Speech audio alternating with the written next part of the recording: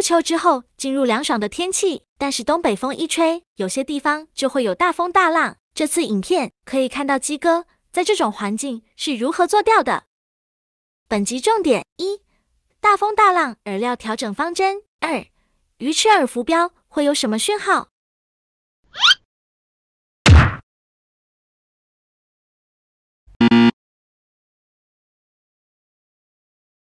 今天11月2号啊，在11之一，风很大哦，海浪滔滔啦。所以呢，鸡哥拿这个是测试的龟毛标，8.5分哦。那其实风浪这么大，用这个龟毛标其实是不合适的，因为它没有办法抗流。那我刚刚小试了一下呢，今天流没有很大哦，所以说还是能用哦。我们就来让它看能不能发挥它的特性啊。那这个呢，手上这个是鱼战 6H 13尺固定铅钓组钩子呢是战牛细绣战牛细绣8号钩。那这条呢是战鹰母线2号，刚刚好在这种场合非常好用，因为它切水性非常好，所以比较不容易受到这种所谓的表面风浪的影响。直线是那个克刚1.2，那饵料呢是昨天拍那个做饵的那个什么秘方饵的那一块那昨天做好，今天就顺便刚好拿来钓SA 呢，鸡哥今天就懒得泡 SA 了，所以就只有撒大暴力，就撒大暴力而已调到喇叭头有没有？喇叭头上面萤幕。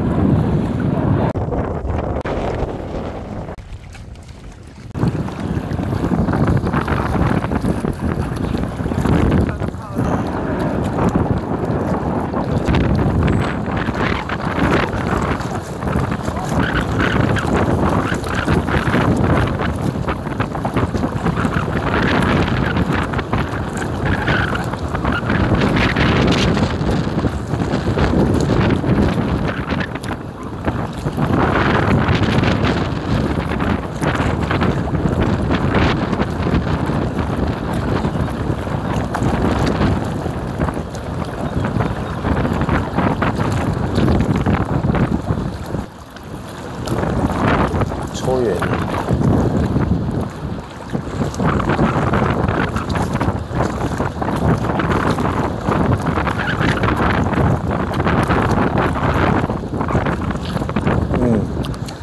空中它都有接啊。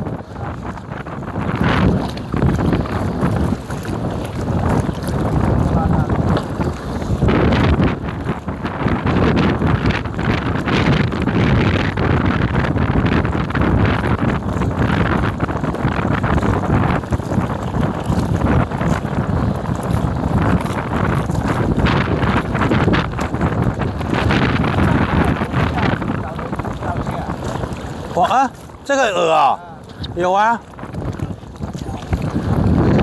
怎么调的？我有那个影片呢，断掉了。因为今天风浪太大，又有小鱼到饵那这个这份饵呢，缠钩性不足就是这种叫做环境太过于恶劣了所以呢。加一些海藻丝下去让它丝再多一点，让它缠钩性再好一点。但这种没有水的情况底下，这种直接加效果会比较不好。但是也只能这样试试看了。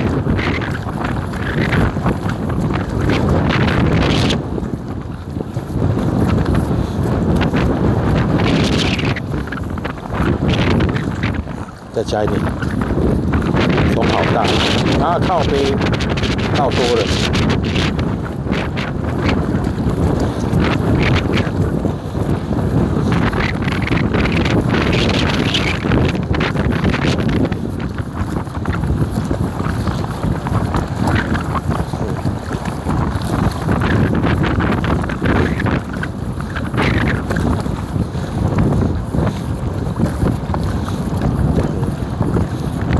好，我们这样改过之后再来钓钓看它直接加黑粒子粉，加黑粒子粉它变成是黏，当然也是可以啦，但是它就变完全没有画度，跟这种是不一样。竿前2尺，1尺啦。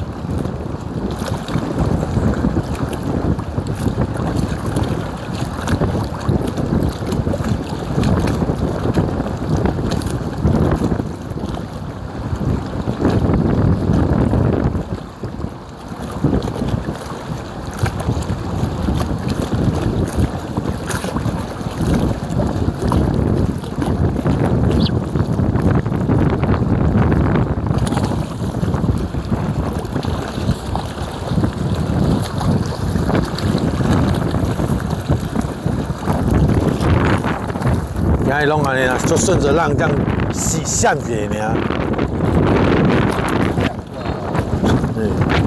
然后现在又把2个又拿掉，所以现在又回到喇叭头状态。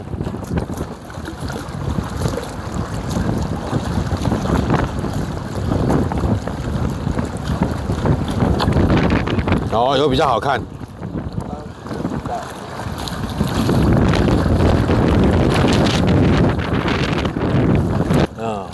你要抓那个差不多当中的不一样。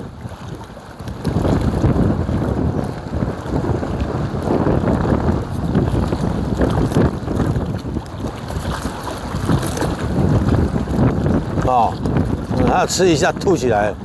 今天呢，风大浪大哦，那鱼呢会吃，但是吃得很龟毛。那很多时候都是吃着含着不走不动。哦，所以讯号都很难做出来，那又很容易又会顺着浪吃，所以今天我想应该90%以上的人都不晓得今天这种情况要怎么钓。那刚刚也有几位钓友钓完经过，问他们钓几只，他们说大概都钓个10来只，一整个早上就钓10来只。那当然，鸡哥是钓比较多啦，啊，那中间呢我也让摄影师来play一下。刚开始摄影师前面半小时基本上有号都不晓得要打，为什么？因为今天所有的鱼它都顺着浪吃，哦，那这种情况是属于少数特例，但是却是训练那个这种大风大浪的那种浮标讯号哦的选择。那这种大风大浪你该打什么样的讯号呢？我想首先你应该对你的浮标要充分的信任。那也就是说，当这只浮标站起来，下沉的速度应该是什么？如果脱离这个范畴，就表示鱼来吃了。然后到了底之后，顺着浪，比如说3目、5目、3目、5目、5目，哎，3目、5目、5目，那就该打了。